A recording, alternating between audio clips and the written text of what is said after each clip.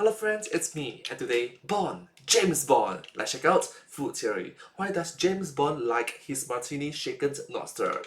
From the food theorist. Together, let's go. Let's go.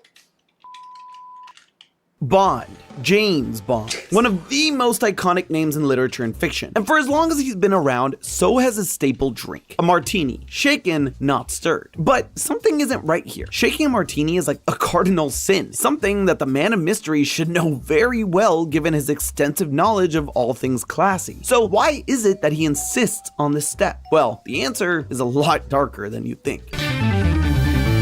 Hello Internet! Welcome to Food Theory. Hello Internet, welcome to Food Theory. 007, 007. Channel that's always shaken, not stirred. And today, we're talking about the smoothest man to ever grace the silver screen. He's had many faces over the decades, but only one iconic name. I'm talking 007. About Bond. James Bond. For those of you who've never heard the name James Bond, 007, or heard this song, let me give you the highlights. James Bond is an agent working for the British Secret Service, tasked with defeating a varying cast of evil villains looking for world domination. To make this guy even cooler, he has a code name, 007. He's got a license to kill, but with his sharp looks and wit, he's also got a license to slay. Anyway, the series began as novels written by Sir Ian Fleming. They became huge across the world, so naturally the novel took on different kinds of media, like comics, radio and television shows, and most iconically, movies. And they all featured the same great stuff. Lots of super cool gadgets, lots of awesome action scenes, and lots of James Bonds. A movie franchise that's been going on since the 60s means that there's been many actors to take on the 007 mantle. Of course, everyone has their favorites and debates which one is best. You can't really go wrong with any, but I've always been a fan of Timothy Dalton myself. Just listen to the way he says, Would you get me a medium dry vodka martini? What is Shaken, not stirred. chills, literal chills. But as much as I love hearing that classic line, no matter the Bond, A martini, shaken, not stirred. there's always been something that's bothered me and the entire Bond fandom. A martini should never be shaken and always stirred. It's seen as a bit of a faux pas to shake it, and a man with such class, sophistication, and knowledge of all things leisure like Bond would know this. So what's the deal? Does he know something we don't? Is it a spy tactic to dilute the drink and stay sharp? No, he does it because he has no choice. James Bond is dying, and I'll prove it to you. So first, let's start with what a martini actually is. Traditionally, a martini is made with gin or vodka, and vermouth, which is a fortified wine. The drink is then topped with a little delicious olive. Now, like all cocktails, there are ingredients to make it, but a bunch of different ways to prepare it. Bond is no different here and has his favorite version down pat. And lucky for us, he shares how to make his favorite drink all the way back in Casino Royale. No, not the movie. Casino Royale was the first James Bond novel published back in 1952, and in Wow, it's like 72 years ago. Wow. the book, he requests the bartender make his drink in a particular way. Now, I'd love to do this justice, but I'm no good at accents, so I'm gonna need a little bit of help from someone who's a little more dapper than I am. So you finally admit it. And instantly regret it. Look, I'll just get Lee. No, I'm happy to help out my less dapper friend. You're like dapper. A dry martini, one, in a deep champagne goblet. Oui, monsieur. Just a moment, 3 measures of Gordon's, 1 of vodka, half a measure of Quina Lillet. Shake it very well until it's ice cold. Then add a large slice of lemon peel. Got it? You're enjoying this way too much. Oh, you have no idea. But I like it that there's a collaboration between the food theorist and the game theorist on a film. Where's the film theorist? The Santi, there's Tom, where's Lee?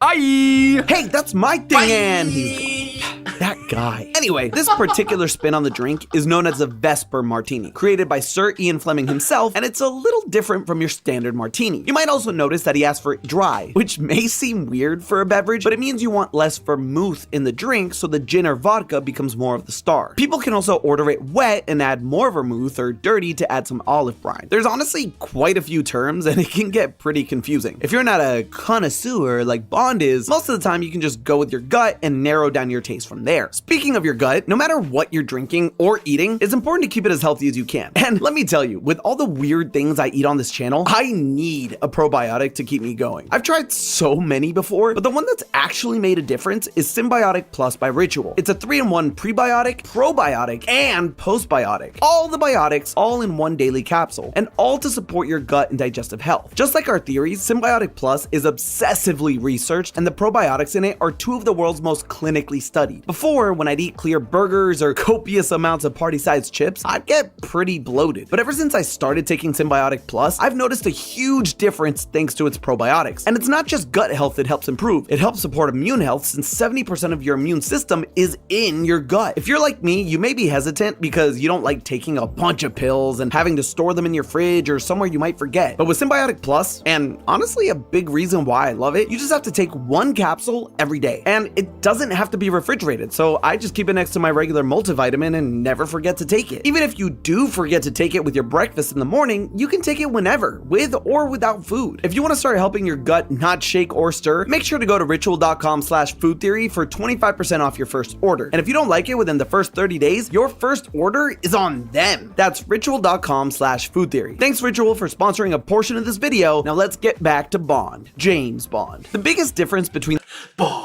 James Bond.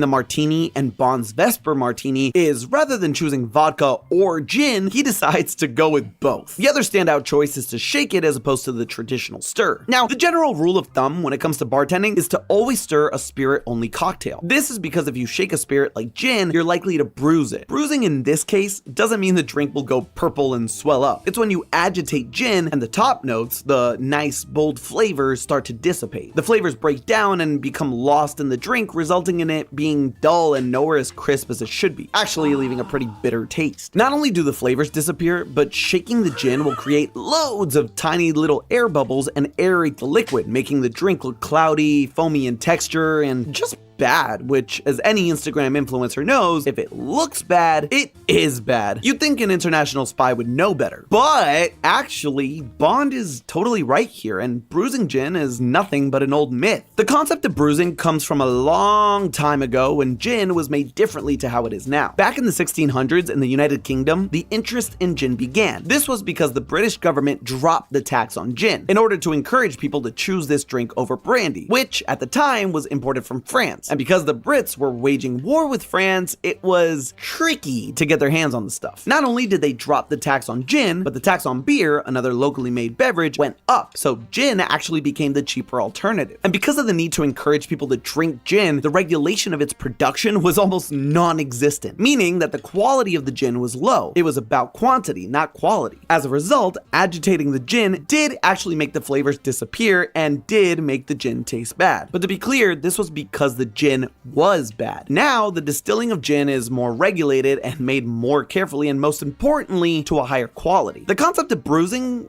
actually doesn't exist anymore, but has lived on in the bartending world. It's more like a myth nowadays. I even did a blind test to see if I could tell the two methods apart by taste and didn't find any differences. In 10 rounds, 5 with gin, 5 with vodka, and having some rounds with both drinks being stirred or shaken, it was a coin flip every time. So it may not be as much of a misstep as people think. But what does shaking it do? Well, it might help him do his spy duties, in a way. See, shaking a spirit with ice waters down the drink, which does a couple of things. First, it makes the flavors harder to detect, which is another reason why it's considered incorrect to do. But Bond may be doing this on purpose to stay sharp. He is a spy after all, and he would need to keep his wits about him to see what's happening and have quick reflexes when in danger. So by watering down the drink, 007 could appear to be drinking more alcohol than he was. Everyone watching him would think that he's drank too much to be a spy, or a good one anyway, so they underestimate him until it's time to bust out some moves in a fight. It's all a trick, a ruse, a scheme, synonyms. Sadly, much like how the villain always Synonyms!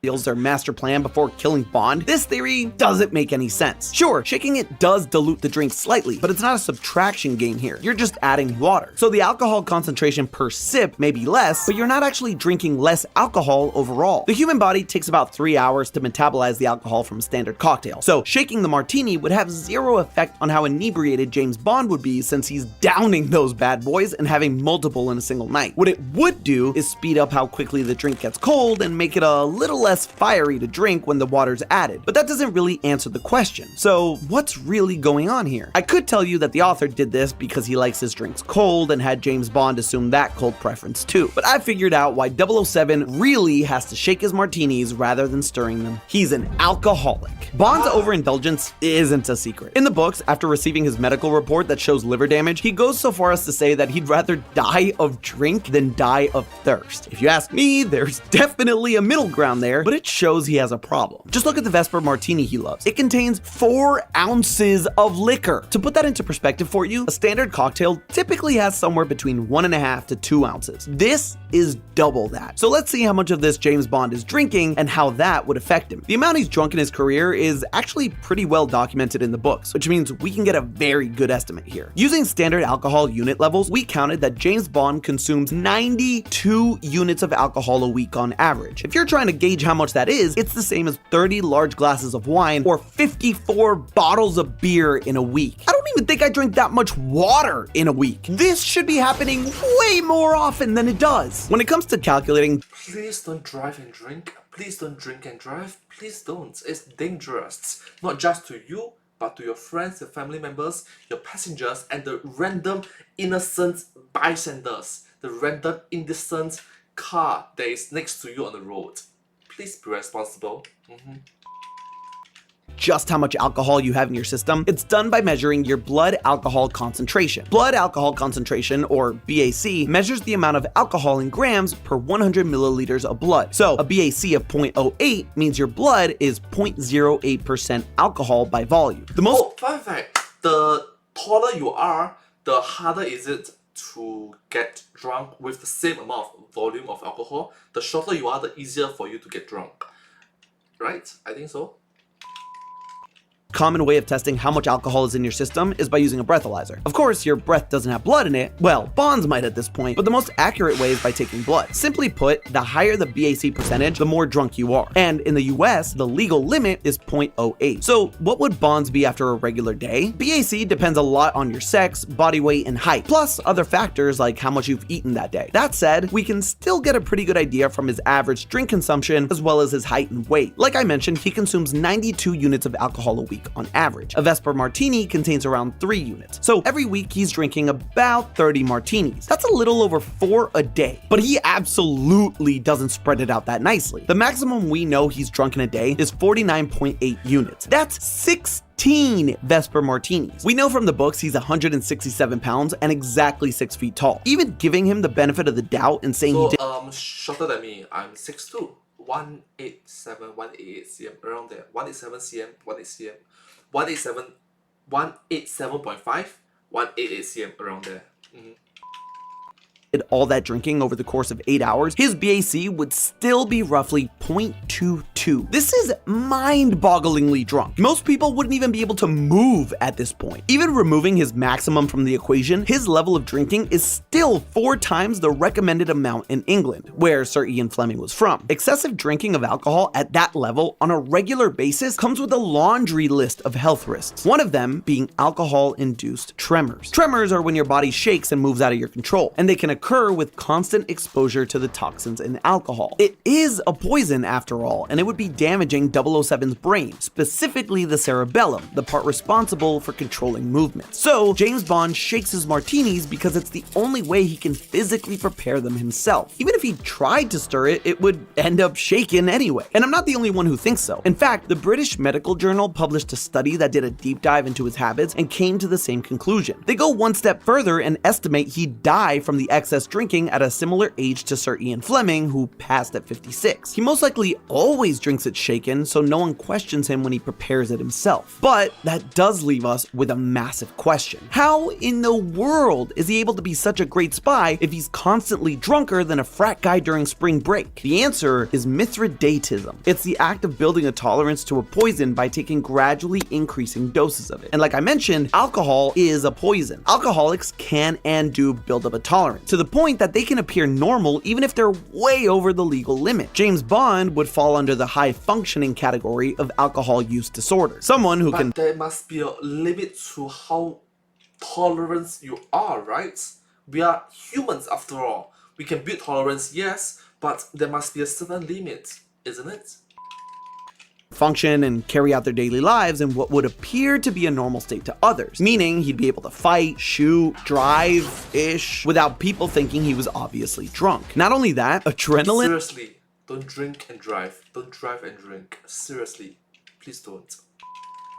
is a heck of a drug, and it can make you feel more alert and energized, which would definitely come into play in Bond's hectic routine of being shot at constantly. It would give the illusion of sobering up to do what he needs to do, but it is just an illusion. He's still very much under the effects of alcohol. Building up a tolerance wouldn't remove the long-term effects the alcohol would have on your body, your liver and brain being the main victims. Your liver constantly having to metabolize liquor would eventually get flooded with fat as a byproduct, which would cause inflammation and eventually stop your liver from functioning entirely. This is what's called cirrhosis of the liver. And your brain, like I mentioned earlier, would still be getting damaged in the cerebellum. Taking it one step further, with that tolerance comes a dependence, meaning that as soon as your body isn't feeling the effects of alcohol, you'd start to feel withdrawal symptoms. Oh, you get addicted.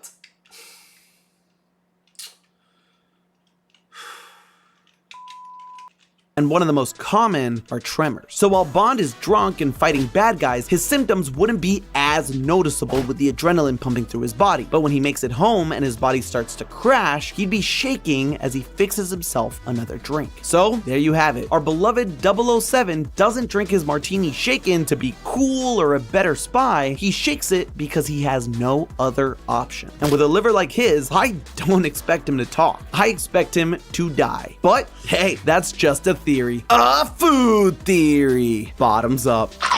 Hey, if you like this episode and want to see us tackle more IP, make sure to click the link on the screen now to see how Kool-Aid Man is a Marvel villain. And as always, I'll see you next week.